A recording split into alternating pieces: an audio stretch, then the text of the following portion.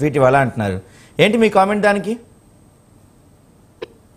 సాయి గారు, మీకు ప్యానెల్ ఉన్న పెద్దలకి, స్వతంత్ర టీవీ వీక్షకుల యాజమాన్యానికి హృదయపూర్వక నమస్కారాలు, అలాగే రంజాన్ శుభాకాంక్షలు అండి. కూటమి ప్రభుత్వం అధికారంలోకి వచ్చినప్పటి నుంచి మనం చూస్తూ ఉన్నాం.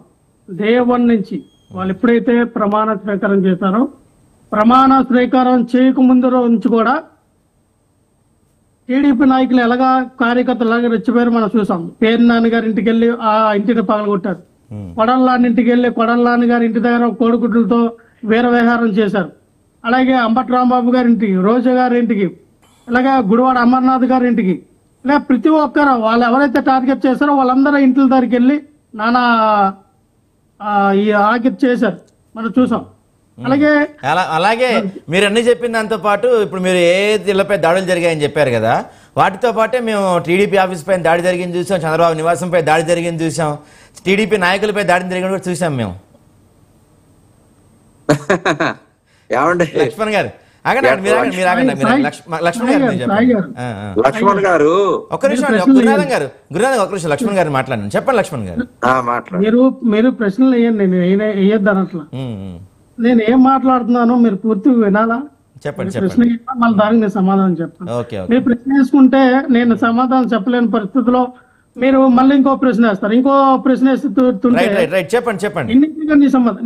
మీరు అన్నారు టీడీపీ పార్టీ ఆఫీస్ మీద దాడులు జరిగినాయి అని. టీడీపీ పార్టీ ఆఫీస్ మీద దాడులు ఎప్పుడు జరిగినాయి? ఎందుకు చేశారు?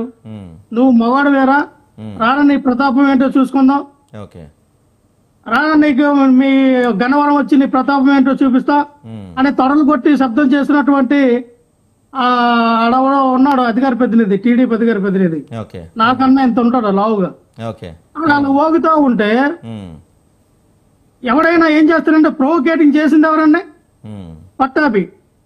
ఆ పట్టాభి అన్నాడు రాష్ట్ర అధికార ప్రతినిధి అంట టీడీపీకి. ఏం మాట్లాడాడంటే పట్టాభి, సాక్షాత్ ఒక సీఎంని బోసురేకనే తిట్టినప్పుడు ఎడకపోయి మీ కళ్ళు కాయలు దొబ్బినాయా? అంటే ఒక సీఎం గారిని బోసురేకని తిట్టి మీ ప్రెస్ మీట్లు పెడితే మాత్రం మీకేమో మీ ఒంట్లో కొవ్వు కరిగించే పరిస్థితి తీసుకురాకూడదు. ఈ రోజున చంద్రబాబు నాయుడు గారిని, నారా లోకేష్ గారిని, పవన్ కళ్యాణ్ గారిని ఒరే బోసుడికే నా కొడుకుల్లా ఎవడైనా తిడతా ఉన్నాడా? ఎవడైనా మా పార్టీ వాళ్ళు ప్రెస్ మీట్లు పెట్టి ఒరే బోసుడికి కొడుకుల్లారని తిడతా ఉన్నారా? లేదు కదా. మీ ప్రొవోకేటింగ్ ఇక్కడ ప్రొవోకేటింగ్ చేస్తే ఎవరైనా తప్పేనండి. అంటే తిడితే కొట్టేస్తారా సార్? వినాలా?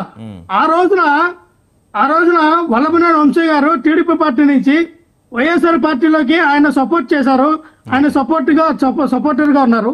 మీరు గన్నవరం వెళ్ళి ఎందుకు అంత ప్రొవోకేటింగ్ చేయాలా? ఎందుకు ఆయన మీద విచ్చలవిడిగా మాట్లాడాలా? సో అక్కడ వాళ్ళకున్నటువంటి కొంతమంది అభిమానులు వెళ్ళి తన మీద దాడి చేశారు. అయితే అక్కడ ఆ ప్లేస్ లో వల్లభనేని వంశీ గారు కూడా లేరు. సరే ఆ కేసుని అటు చూసి ఇటు చూసి ఏం చేశారు? ఇప్పుడు ఎస్సీ కేసు కింద ఒక దళితుడిని కిడ్నాప్ చేశారని అభియోగం మోపి ఆయన్ని అటు ఇటు ఇప్పుడు అధికారంలో ఉన్నప్పుడు పెట్టి వినాలండి గురునాథం గారు. ఇక్కడ నేను అనేదేనంటే వాయిస్ వినపడుతుందండి. నేను అనేదేనండి ఇక్కడ మీరు ప్రజలు ఒక మంచి అవకాశాన్ని మీకు ఇచ్చారు, 164 సీట్లు మీకు ఇచ్చారు. గతంలో జగన్మోహన్ రెడ్డి గారు పరిపాలన కన్నా మంచి పరిపాలన అందిస్తానని చెప్పి ఉన్నారు కదా. జగన్మోహన్ రెడ్డి గారు ఇచ్చిన సంక్షేమ పథకాల కన్నా డబుల్ ట్రిపుల్ ఇస్తామని చెప్పి ఉన్నారు కదా. జగన్మోహన్ రెడ్డి గారు చేసిన అభివృద్ధి కన్నా మేము ఎక్కువ చేస్తామని మీరు వాగ్దానాలు చేస్తారు కదా. ప్రజలు ఓట్లేశారని మీరు నమ్ముతూ ఉన్నారు కదా. మేమైతే ప్రజలు ఓట్లేశారని మేము నమ్మట్లా, మీరు నమ్ముతూ ఉన్నారు కదా. అయితే మీరు ఇటువంటి పరిస్థితుల్లో మీరు రోజు కూడా జగన్మోహన్ రెడ్డి గారిని తిరిగితే వచ్చిన ఉపయోగం ఉంది? మీరు ఇప్పుడు గెలిచి ఒక నెల తక్కువ సంవత్సరం అయింది. ఒక నెల తక్కువ సంవత్సరం అయితే ఈ సంవత్సరం కాలం పాటు జగన్మోహన్ రెడ్డి గారిని తిట్టడం, సూపర్ 6 ఎందుకు అమలు చేయట్లేదంటే జగన్మోహన్ రెడ్డి గారి వల్ల. ఈ రాష్ట్రంలో శాంతి భద్రతలు ఎందుకు సరిగా లేవంటే జగన్మోహన్ రెడ్డి గారి వల్ల. ఈ రాష్ట్రంలో వాటర్ ఎందుకు రావట్లేదు, వర్షాలు ఎందుకు పడుతున్నాయి, వరదలు ఎందుకు వచ్చి విజయవాడ కొట్టుకుపోయింది, వరదలు ఎందుకు వచ్చి అనంతపురం అండమాన్ కొట్టుకుపోయిందంటే జగన్మోహన్ రెడ్డి గారి వల్ల. ఇవన్నీ ఎక్కడ ఏది జరిగినా, ఎక్కడ ఏ పిల్లల ఆత్మహత్యలు చేసుకున్నా, రైతుల ఆత్మహత్యలు చేసుకున్నా, ఆడపిల్లల మీద అగాత్యాలు, రేపులు, మరణం జరిగిన జగన్మోహన్ రెడ్డి గారి వల్ల. ఇది తప్ప ఇంకేం లేదా మీకు? అసలు మీకు ఎవరు రాస్తూ ఉన్నారు స్క్రిప్ట్? ఓకే. మీకు సరిగ్గా ఎవరు స్క్రిప్ట్ రాయట్లేదు కదా గురునాథం గారు. మీరు సరైన స్క్రిప్ట్ నారా లోకేష్ గారికి, చంద్రబాబు నాయుడు గారికి, పవన్ కళ్యాణ్ గారికి ఇవ్వమని చెప్పండి. ఓకే. మీ కోట నాయకులు ఈ రోజు మాట్లాడితే, ఈ రోజు ఉదయం మాట్లాడితే మధ్యాహ్నం ఒకటి మాట్లాడతారు, రాత్రి ఒకటి మాట్లాడతారు, రేపు ఒకటి మాట్లాడతారు, ఎల్లుండి ఒకటి మాట్లాడతారు. మీ మాటలకు పొందర ఉండదు. ఏం మాట్లాడతారో మీకు తెలీదు. గతంలో ఏం మాట్లాడో మీకు ఒక గుర్తు ఉండదు. ఒకటే చెప్తున్నాం, మీరు నడి రోడ్డు మీద ఒక ముస్లిం అబ్బాయిని నరికి చంపితే వాళ్ళిద్దరి మధ్య ఏదుందని చెప్పి ఉన్నారు. నడి రోడ్డు మీద ఒక అమ్మాయిని రేప్ చేసి చంపితే మీ డీజీపీ ఆఫీసు పక్కన అసలు ఇంతవరకు దిక్కనం లేదు.